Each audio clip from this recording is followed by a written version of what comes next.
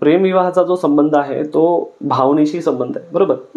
कुंडलीमध्ये पंचम स्थान आपली भावना उद्दीपित करणारं स्थान आहे. म्हणजे आपण ज्याला विरुद्ध लिंगी जे आकर्षण आहे ते पंचम स्थान देतं की जे नैसर्गिक आहे, आणि सप्तम स्थान त्याला ऍक्टिव्हेट करतं.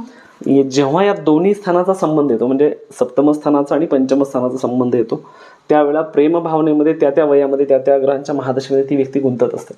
म्हणजे सप्तम स्थानाचा स्वामी जेव्हा पंचम स्थानात येतो, किंवा पंचम स्थानाचा स्वामी सप्तम स्थानात येतो, किंवा दोघांचीही युती कुठेतरी तिसऱ्या स्थानात होते शुभ ठिकाणी, अशा ठिकाणीही प्रेम भावना वाढून ती व्यक्ती प्रेमामध्ये गुंतून लग्न करण्याच्या बेतामध्ये असते. आणि चांगला अभ्यासक या व्यक्तीच्या कुंडलीमध्ये प्रेम विवाहाचे योग आहेत का हे तपासून सांगू शकतो.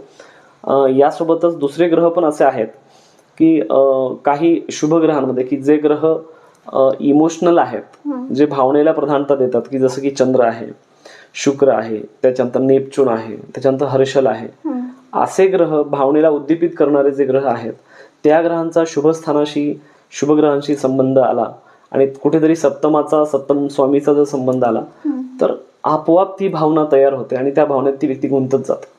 म्हणजे चांगला अभ्यासक थेट ही व्यक्ती प्रेम संबंधात आहे का ही ओळखू शकते.